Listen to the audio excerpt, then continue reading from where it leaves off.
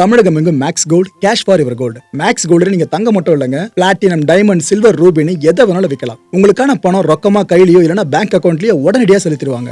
Market மதிப்பை விட 100 ரூபாய் ஒரு கிராமுக்கு உங்களுக்கு கூடுதலாக கிடைக்கும். தமிழ்நாடு முழுக்க டோர் ஸ்டெப் சர்வீஸும் இவங்க ப்ரொவைட் பண்றாங்க. உங்களுக்கு கோல்ட விற்கணும்னு அதுக்கு ஒரே ஒரு பெஸ்ட் பிளேஸ் மேக்ஸ் கோல்டு தான். கால் 04445454545. வணக்கம். Big topic with Karthik மயக்குமார். நீங்க இதுவரை காலமும் பாபா வாங்கோட ப்ரெடிக்ஷன்ஸ், நாஸ்ட்ராடாமஸோட ப்ரெடிக்ஷன்ஸ் நிறைய கேட்டிருப்பீங்க. ஆனால் பிபிசியோட ப்ரெடிக்ஷன்ஸ் கேள்விப்பட்டிருக்கீங்களா? அதை பற்றி தான் முழுக்க பார்க்க போகிற நிகழ்ச்சிக்குள்ள போகலாம்.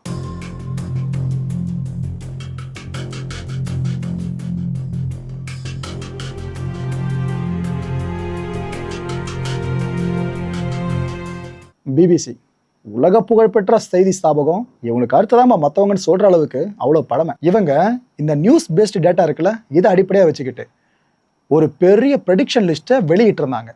அதாவது அடுத்த 100 வருஷத்தில் இந்த பூமி எப்படி இருக்க போகுது, நாம் எப்பேற்பட்ட வாழ்க்கையை வாழ்ந்துட்டு இருக்க போகிறோன்னு பல விஷயங்கள் அடுக்கியிருக்காங்க. இந்த ஒன் வேர்ல்டு ஆர்டர் கேள்விப்பட்டிருக்கீங்களா?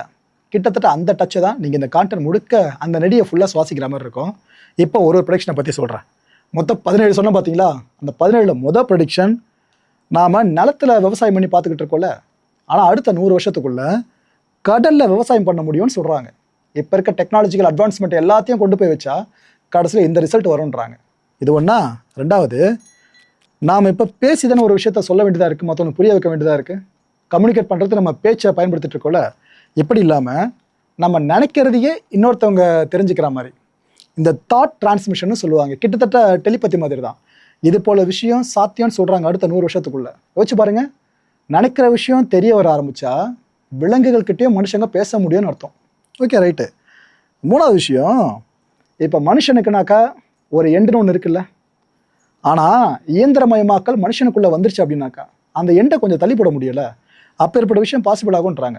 அதாவது இம்மார்டல் இன்டெலிஜென்ட் ஹியூமன்ஸ், எல்லா விஷயமும் தெரிஞ்ச ஒரு அறிவாளியான மூளை ஒரு மனுஷனுக்குள்ளே இருக்கும், அவனுக்கு அழிவே இல்லாதவனா இருப்பான்னு சொல்கிறாங்க. இது எப்படி சாத்தியமாமா?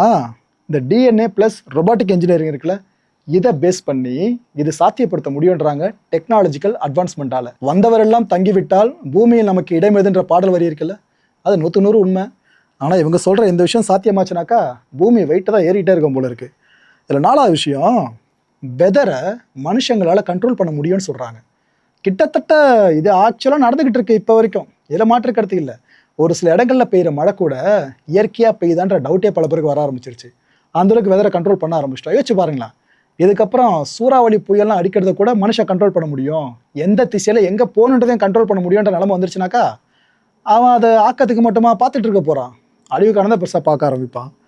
அஞ்சாவது, அண்டார்டிகா இருக்குல்ல, இங்கே பிஸ்னஸ்லாம் பெருசாக வந்துடும். அதுக்கப்புறம் எப்படி இங்கே டூர்லாம் போகிறதுக்கு பல டெஸ்டினேஷன்ஸ் இருக்குது, முக்கியமான டெஸ்டினேஷன் ஹப்பாக இது மாறிடும்ன்றாங்க. அங்கெல்லாம் வாழ்கிறது ரொம்ப கஷ்டம், ஆனால் அந்த இடத்துல டூர் போகிற அளவுக்கு, அங்கேயே ஃபுல்லாக பிஸ்னஸ் நிறைய கொண்டு வர அளவுக்கு அங்கே நிறைய மக்கள் நடமாட்டம் ஆகிடுன்னு சொல்கிறாங்க இந்த ஒரு எஸ்டிமேஷனில். அடுத்து ஆறாவது, இப்போ ஒரு நாட்டுக்கும் ஒரு கரன்சின்னு இருக்குது பார்த்தீங்களா, உலகத்துக்கே சேர்த்து வச்சு ஒரு பொதுவான கரன்சி இருந்து அப்படிங்க இருக்கும். நினச்சி பார்க்க முடியுதா? கிட்டத்தட்ட சாத்தியமாயிட்டு தானே இருக்குது. கிரிப்டோ கரன்சியை பேஸ் பண்ணி சொல்கிறேன். இது ஃப்யூச்சரில் உலகத்துக்கே ஒரு கரன்சின்ற பேட்டர்ன் வந்துருமாமா. அதுக்கப்புறம் எங்கே நீங்கள் டிரான்சாக்ஷன் பண்ணுறதா இருந்தாலும் அந்த கரன்சி தான் ஃபுல்லாக போயிட்டுருக்குன்னு சொல்கிறாங்க. அந்த ஏழாவது, கம்ப்யூட்டர்ஸ் இருக்குல்ல, இதை நம்ம பிரெயின்ஸோடு கனெக்ட் பண்ணி நம்ம பிரெயினை இன்னும் ஃபாஸ்டராக ஃபங்க்ஷனேட் பண்ண வைக்க முடியும்னு இங்கே சொல்கிறாங்க. அடுத்த 100 வருஷத்துக்குள்ளே இதுவும் சாத்தியமாகுன்றாங்க. எனக்கு தெரிஞ்சு இது 100% சாத்தியம் கிட்டத்தட்ட இப்போ ஆயிடுச்சுன்னு சொல்லலாம். எலான் மஸ்கோட முக்கியமான ப்ராஜெக்ட் ஞாபகம் இருக்கா? நியூரோலிங்க். அதோட எக்ஸ்டெண்டட் வெர்ஷனை தான் இதுவும் பெருசாக போகுன்றாங்க. அண்ட் எட்டாவது விஷயம், இந்த நானோ ரோபாட்ஸ் இருக்குது பார்த்தீங்களா, இதோட உதவியால் நம்ம உடம்புக்குள்ளே இருக்க செல்ஸு, பாடிலி செல்ஸு, இதை ஃபிக்ஸ் பண்ண முடியும்னு சொல்கிறாங்க. மக்களை இதெல்லாம் ஃபிக்ஸ் பண்ண முடிஞ்சிருச்சுனாக்கா அது மருத்துவர்களோட பெரிய புரட்சியாக மாறிடும். இது பார்த்தீங்கன்னா நம்மளோட மெமரிஸ் இருக்குல்ல, அதெல்லாம் ரெக்கார்ட் பண்ணி வச்சுக்க கூட முடியும், அப்பேற்பட்ட விஷயம் வருதுன்னு சொல்கிறாங்க. இது உண்மையாக நடக்குதுன்னு வைங்க, ஒரு மனுஷன் உயிரோடு இருக்கும்போது அவனோட மூளை தரவுகள் இருக்குல்ல, அவனோட நினைவுகள் இருக்குல்ல, அது எல்லாத்தையும் அவங்க ஸ்டோர் பண்ணி வச்சுட்டே வந்தாங்கனாக்கா ஒரு இயந்திரம் இந்த மனுஷன் செத்ததுக்கு அப்புறமும் ஒரு இயந்திரமாக வாழ ஆரம்பிப்பான். ஏன்னா நினைவுகள் தான் உயிர். அப்பேற்பட்ட விஷயத்தை கொண்டு வர முடியுன்றாங்க அடுத்த 100 வருஷத்துக்குள்ளே. 9வது விஷயம், இந்த உலகத்தில் எவ்வளோ மொழிகள் இருக்கு, நம்ம தாய்மொழி நம்ம விட்டு கொடுத்துருவோமா, தமிழ் மொழியை, உலகத்தோட மூத்த மொழி. ஆனால் இதில் அவங்க ஒன்று எஸ்டிமேட் போட்டிருக்காங்க, எனக்கு இது பிடிக்கல, இருந்தாலும் அவங்க போட்ட எஸ்டிமேட்டை சொல்லிடுறேன். அடுத்த 100 வருஷத்துக்குள்ள பார்த்தீங்கன்னா 3 மொழிகளை மட்டும்தான் உலக மக்கள் பேசுவாங்கன்ற மாதிரி கணிச்சிருக்காங்க.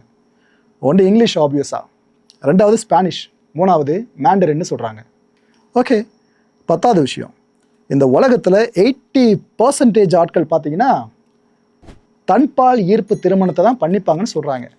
இதில் டவுட்டே வேணாம், ஆல்ரெடி இப்போ நடந்துக்கிட்டு இருக்கல, இப்போ அங்கங்கே போயிட்டு இருக்க விஷயம் இதுக்கப்புறம் பெருசாக போகுன்றாங்க 100 வருஷத்துக்குள்ள. அதாவது ஆணை திருமணம் பண்ணிக்கிறது, பெண்ணை திருமணம் பண்ணிக்கிறது, அப்பேற்பட்ட விஷயம். இந்த மேரேஜ் இருக்குல்ல, இது ஆனுவல் கான்ட்ராக்டாக ரீப்ளேஸ் பண்ணப்படணும்னு சொல்லியிருக்காங்க. பார்த்தீங்களா, பிஸ்னஸில் கான்ட்ராக்ட் போட்டு கேள்விப்பட்டிருப்போம். அடுத்த 100 வருஷத்துக்குள்ள திருமணம் சார்ந்த கான்ட்ராக்டை பார்ப்போம் போல இருக்கு. 11வது விஷயம், இப்போ பல நாடுகள் பிளவை சந்திக்கிறது, பிரச்சனை ஏற்படுறதுக்கு அமெரிக்கா ஒரு வகையில் காரணமாக இருக்கலாம்னு பல பேர் அசியூம் பண்ணுவாங்கள்ல. அந்த அமெரிக்காலே பிரச்சனை வெடிச்சு அது 2ஆக பிரிஞ்சு அப்படிங்கிறக்கும் இதுக்கான வாய்ப்பு இருக்குன்றாங்க. அமெரிக்கா ஒரு கட்டத்தில் பிரியும்ப்பா 100 வருஷத்துக்குள்ள. அதுக்கு லீடாக செயல்பட போகிறது கலிஃபோர்னியான்னு சொல்லியிருக்காங்க. ஆல்ரெடி உள்ளுக்குள்ள சில பஞ்சாயத்துகள் போயிட்டுருக்கு, ஆனால் பிளவுன்ற வரைக்கும் போகுமாலாம் தெரியல. ஏற்கனவே அமெரிக்காவோட 51வது மாகாணமாக கனடாவை கொடுத்துருங்கன்னு ட்ரம்ப் ஒரு பக்கம் ஆரம்பிச்சுட்டு இருக்காரு. இன்னொரு பக்கம் பார்த்தீங்கன்னா இந்த ஒரு ப்ரெடிக்ஷனாக முன் வச்சுருக்காங்க. 12வது விஷயம், இப்போ நாம் விண்வெளிக்கு போயிட்டு வரணும் அப்படின்னா எல்லாராலையும் முடியாதுல்ல. ஆனால் அடுத்த 100 வருஷத்துக்குள்ள இப்போ நம்ம வீட்டில் பயன்படுத்துகிற லிஃப்ட் இருக்குல்ல, எலிவேட்டர், இது போல் ஒன்றுத்தை பூமியிலேருந்து மேலே வரைக்கும் கொண்டு போக வாய்ப்பு இருக்குன்றாங்க. அதான் ராக்கெட் மாரி ஒன்று போயிட்டு வந்துட்டு இல்லாமல் ஒரு லிஃப்ட் மாரி போட்டு விட்டுருவோம் எலிவேட்டரை, இவ்வளோ தூரம் கனெக்ட் பண்ணி. அது மூலமாக மக்கள் ரொம்ப ஈஸியாக ரொம்ப ஸ்பீடாக அவங்க பட்டு ஸ்பேஸுக்கு ட்ராவல் பண்ணிட்டு வந்துருவாங்க. அந்தளவுக்கு டெக்னாலஜி அட்வான்ஸ்மெண்ட் ஸ்பேஸ் சயின்ஸ் சார்ந்து வந்துடும்னு அடுத்த 100 வருஷம் சார்ந்து இந்த கணிப்பு முன் வச்சுருக்காங்க. அண்ட் 13வது கணிப்பு, இது வரைக்கும் அறிவியல் உலகத்தால் உருவாக்க முடியாத விஷயம் என்ன தெரியுமா? உயிர். அது இது வரைக்கும் அதனால் உருவாக்க முடியல. எப்படி அதோட ஃபங்க்ஷனட் சார்ந்து ஆய்வு தான் பண்ண முடியாது தவிர உருவாக்க முடியல. ஆனால் அடுத்த 100 வருஷத்துக்குள்ள ஆர்டிஃபிஷியல் இன்செமினேஷன் நடக்கும்னு சொல்கிறாங்க. இட் மீன்ஸ் ஒரு ஆணோட விந்தணு இல்லாமல் ஒரு பெண் கர்ப்பம் தரிப்பான்னு சொல்கிறாங்க. இது எப்படின்னு கேட்டிங்கன்னா அதுதான் இங்கே சொல்லிட்டேன், ஆர்டிஃபிஷியல்னு சொல்லிட்டு செயற்கையாக எந்த ஒரு விஷயம் நடக்கும்ன்றாங்க. அப்போ பிறக்கிற குழந்தை சார்ந்து இம்மார்டல் ஸ்டேஜில் இருக்குமா என்ன ஏது அடுத்த 100 வருஷத்தை நினைக்கும் போது நம்மளுக்கு குழம்புது மக்கள். நம்ம பெருக போகிறது ஆப்வியஸாக, ஆனால் அதுக்கப்புறம் உலகம் எப்படி இருக்க போதுன்னு யோசிச்சு பாருங்களேன். 14வது விஷயம், அந்த அரிய பொருட்கள் சார்ந்த அருங்காட்சியகம் உலகம் முழுக்க இருக்குல்ல. இப்போ நம்ம ஈஸியாக பார்த்து ஆக்சஸ் பண்ணிட்டு இருக்க நிறைய தானியங்கள், விவசாயம் சார்ந்த நிறைய பொருட்கள், உணவுப் பொருட்கள், நிறைய விதைகள், இதெல்லாம் அடுத்த 100 வருஷத்துக்குள்ள பெரும்பாலும் அழிஞ்சு போயிடும்ன்றாங்க. அதெல்லாம் மியூசியத்தில் ஒரு விதை 2 தானியம் இருக்கிறது பெரிய விஷயம்ப்பா. அருங்காட்சியகத்தில் நம்ம அதை பார்க்க வேண்டிய ஒரு காலம் அடுத்த 100 வருஷத்தில் வந்துடும்னு சொல்லியிருக்காங்க. எவ்வளோ பெரிய ஒரு விஷயம் தெரியுதா மக்கள் இது உங்களுக்கு? இதெல்லாம் சொல்கிறது பிபிசி சார்ந்து, அதான் இங்கே ஹைலைட்டு. அண்டு நிறைய அழியுது அப்படின்னா நம்மளோட கோயில் கோபுரங்கள் கான்செப்ட் இருக்குல்ல, அந்த விஷயம் தான் இங்கே கனெக்ட் ஆகிற மாதிரி இருக்குது. அந்த கோயில் கும்பாபிஷேகம் நடக்கிறப்பலாம் அந்த கலசத்தை கழட்டும் போது அதுக்குள்ளே என்னென்ன இருக்குன்னு கண்டிப்பாக தமிழர்கள் எல்லாருக்கும் தெரிஞ்சிருக்கும். அந்த காலத்தில் இருந்து யாருமே முட்டாள்கள் இல்லைன்றது உண்மைதான் மக்களே, ஏற்றிருந்தோ இல்லையோ அது உண்மைதான். அண்ட் 15வது விஷயம், பாலைவனங்கள் இருக்குல்ல, அதெல்லாம் ட்ராபிக்கல் ஃபாரஸ்ட்டாக மாறிடும்ன்றாங்க. அதாவது வெப்பமண்டல காடுகள்னு சொல்லுவோம்ல, இதுவாக பாலைவனங்களை நம்ம ஃபியூச்சரில் பார்க்க முடியுன்றாங்க. அந்தளவுக்கு டெக்னாலஜிக்கல் அட்வான்ஸ்மெண்ட்டை கொண்டு வந்துட முடியும்னு இங்கே சாத்தியப்படுத்தி சொல்கிறாங்க. 16வது பார்த்தீங்கன்னா, உலகம் முழுக்க ஒரு நாட்டுக்கு ஒரு அரசாங்கம் இருக்குல்ல, அப்படி இல்லாமல் ஒரு ரீஜனுக்கு ஒரு அரசாங்கம்னு வர ஆரம்பித்தா இந்த ஒட்டுமொத்த உலக அரசாங்கங்கள் எண்ணிக்கை குறைஞ்சிருமா? அது அடுத்த 100 வருஷத்துக்குள்ள ஒரே அரசாங்கமாக மாறணும் அப்படிங்க இருக்கும். இப்போ நம்மளை யார் ஆண்டுகிட்டு இருக்கா என்னன்னு தெரியும். அப்படி இல்லாமல் உலக நாடுகளுக்கு சேர்த்து ஒரு அரசாங்கம்னா எப்படி இருக்கும்? அது ஒன் வேர்ல்டு ஆர்டரோட அல்டிமேட்டாக இருக்கும்ல, அது நடக்கும்ன்றாங்க அடுத்த 100 வருஷத்துக்குள்ள. அந்த அல்டிமேட்டாக 17வது ப்ரெடிக்ஷன் நம்ம முன் வச்சுருக்காங்க. மேற்குலக நாடு இருக்குல்ல, அந்த நாடால் ஒரு பெரிய போர் வரும் அப்படின்ட்டும் அந்த போரை ரிமோட்டில் கண்ட்ரோல் பண்ணுவாங்கன்னு சொல்கிறாங்க. களத்துக்கு வர வேண்டிய அவசியம் இல்லை, ரிமோட்லேயே முடிஞ்சிடும்ன்றாங்க. என்ன சொல்ல வராங்க புரியுதா? மனுஷங்க சண்டை போடுற போராக இருக்காதுன்றாங்க. மக்கள் இந்த கான்டென்ட்டை பொறுத்தவரைக்கும் மனசு ஒரு வினா இருக்க முடிஞ்ச அதுக்கான பதில்கள் கீழே கமெண்ட் செக்ஷனில் கமெண்ட் லீவ் பண்ணுங்க. இந்த 17 ப்ரெடிக்ஷன்ஸ் நான் லிஸ்ட்டு போட்டேன் பார்த்தீங்களா, இதில் 18ஆவதா இதையும் சேர்த்துக்கலாம் ப்ரோ அப்படின்னா எதை சேர்த்துப்பீங்க? அடுத்த 100 வருஷத்துக்குள்ள இது நடக்கும்னா அது எது நடக்கும்? அடுத்த நிகழ்ச்சியை சந்திக்கலாம். நன்றி, வணக்கம். தமிழகம் எங்கும் Max Gold, cash for your gold. Max Gold நீங்க தங்க மட்டும் இல்லைங்க, பிளாட்டினம், டைமண்ட், சில்வர், ரூபினி எதை வேணாலும் விற்கலாம். உங்களுக்கான பணம் ரொக்கமா கையிலயோ இல்லைன்னா பேங்க் அக்கௌண்ட்லயோ உடனடியாக செலுத்திடுவாங்க. மார்க்கெட் மதிப்பை விட 100 ரூபாய் ஒரு கிராமுக்கு உங்களுக்கு கூடுதலாக கிடைக்கும். தமிழ்நாடு முழுக்க டோர் ஸ்டெப் சர்வீஸை இவங்க ப்ரொவைட் பண்றாங்க. உங்களுக்கு கோல்டை விற்கணும்னு அதுக்கு ஒரே ஒரு பெஸ்ட் பிளேஸ் மேக்ஸ் கோல்டு தான். கால் 04445454545. என் அன்பார்ந்த மாயம் ஸ்டுடியோஸ் நேயர்களே, மாயம் பக்தின்னு ஆன்மீகத்துக்காக பிரத்யேகமாக ஒரு சேனலை கொண்டு வந்திருக்கோம். மறக்காம சப்ஸ்கிரைப் பண்ணி அந்த சேனலுக்கு உங்களோட ஆதரவை மனப்பூர்வமாக தெரிவிங்க. வணக்கம் மாயம் ஸ்டுடியோஸ் நண்பர்களே. மாயம் ட்ரெண்ட்ஸ் அப்படின்ற ஒரு புதிய ஃபேஸ்புக் பேஜை ஓப்பன் பண்ணியிருக்கோம்.